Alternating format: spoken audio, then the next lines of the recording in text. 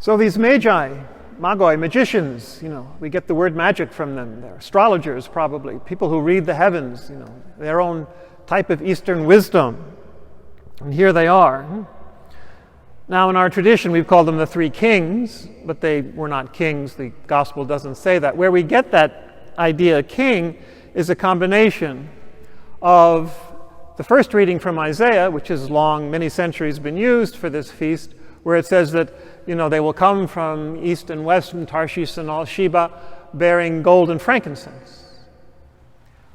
Tied in with the psalm we have today, which is also ancient in the liturgy, saying that the kings from Tarshish will come and bring him gifts. So the tradition put those two together and put kings and gold and frankincense and put that together with today's gospel. And most likely, as scholars say now, this was not literal. This didn't actually happen. This is a myth. It's a parable about the Gentiles, for example, coming to worship. And as I hope you know, myths have a lot more truth than most facts. They're true all the time and in a very deep way. So that's what we have here. And they're symbols then for all of us, coming to seek knowledge. It is intriguing, the attitude of these magi, and I've just been reading an article by Sister Mary McGlone, Sisters of St. Joseph, and also I'll be quoting Pope Francis. Their attitude, their approach is very telling and very important for our own time. So these are people who are well established and had their own wisdom. Obviously it worked because it led them to Jesus. But they realize, well, there's still more that they need to discover. They had self-confidence in their journey, given by their own life experience, and we should have that as well. But also a restlessness, a certain need to seek further. The Sister Mary says that there's a gap between their knowledge and their hope. So they have hoped still for something more, seeking a meaning that their lives had not yet given them. So that should be true of us as well, even if it's only to deepen our understanding and our experience of God in Christ. So they reflected on the signs of the times, she says, which we should do as well. Vatican Council urged us to do that. And they sought wisdom from foreigners. Now we get challenged a little bit, don't we? Sought wisdom from foreigners, confident that the truth from another quarter would only add to the truth they had already understood.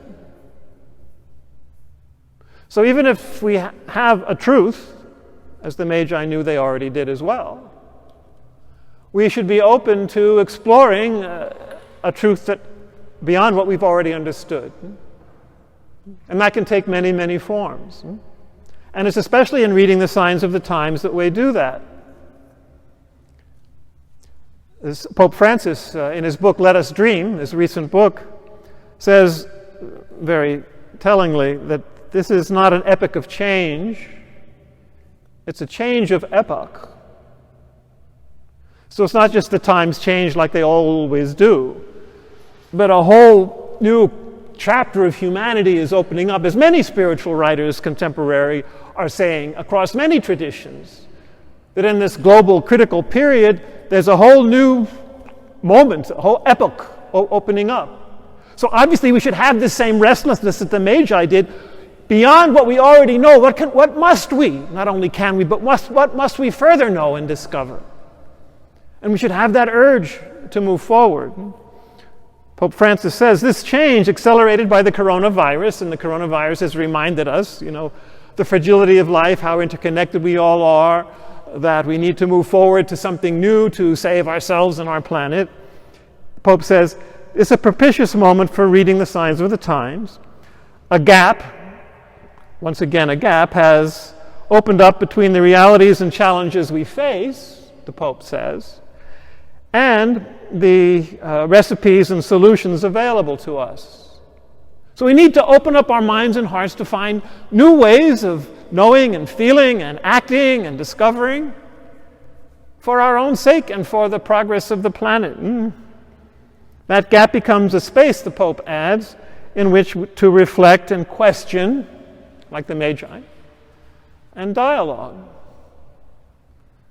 So that's where we should be moving. If we want to make a New Year's resolution, let that be it.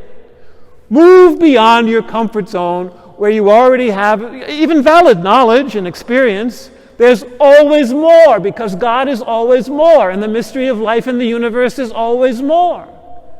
We should be following the star.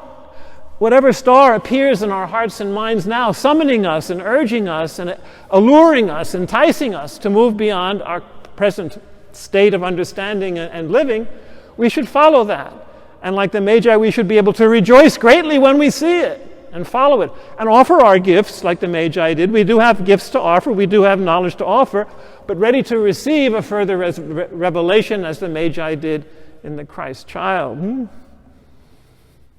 And notice the Magi, first of all, go to the authorities. Bad move. Bad move. You go to the political authorities that have their own agenda, and boy, did Herod have an agenda. And even the religious authorities, the high priests and the scribes, they're asked, where is the Messiah going to be born? And they say, oh, it's right here in the prophecy of Micah. It's quoted, from Bethlehem, there shall arise a ruler for Israel. And then they went back home. Where was their curiosity? They even knew the scriptures, but not enough to actually get up and follow and move and discover. So very often it's not the political or religious authorities that are actually going to inspire you. You got to find it yourself and move where they should be moving anyway, to a new way of seeing and new possibilities for the country, the church, the planet, the world. Because what's happening now, on the contrary, is that each of us in our own little sureties and comfortable pieties, and we become more and more tribal and defend what we think we already are or already know.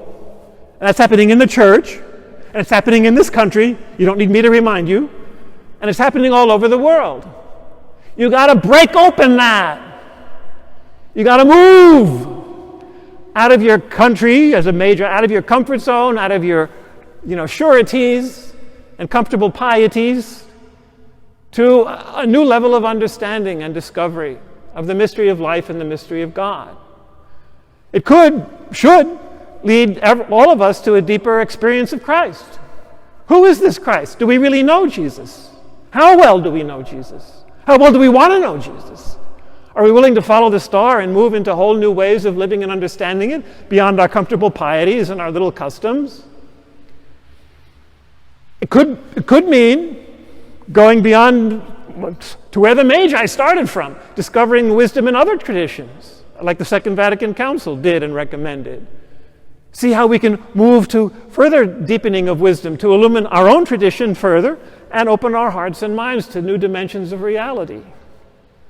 Read more about science. Read more about history. Read more on theology. Read more on anything. Do more on anything. Volunteer.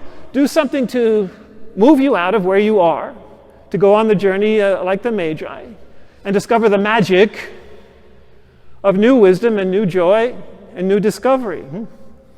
That's what we're called to do.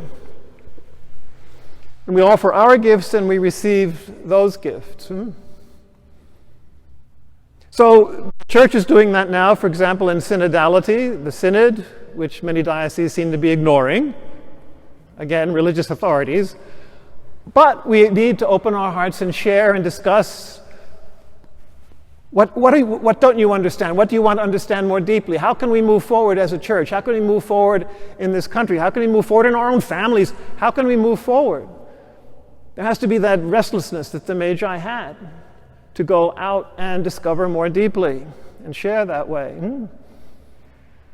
So let that urgency, that the Magi showed, that openness, that courage, that confidence, that humility, drive us to a deeper understanding. Because if we just stick with what we think we know already, and our moral and political and intellectual certainties, we're all going to go, the ship's going to sink. Because there's not enough water not to hold it up, it'll sink down into the bottom of the earth, actually.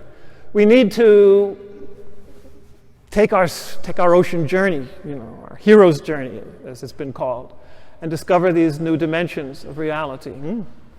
For our own happiness, our own expansion. We're called to expand always in mind and heart, as I was writing on my Christmas cards this year. Expansion of mind and heart is what our goal should be, not only this year, but all through our life. So let's follow that star.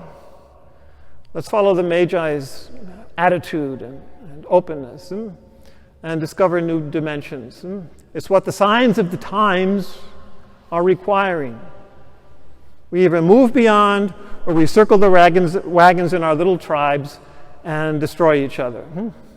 Or we open ourselves to discover the communion and the intercommunion and the oneness of the human family, not just the church, but the whole human family, the whole universe, and discover God for sure and for real, maybe for the first time in our lives.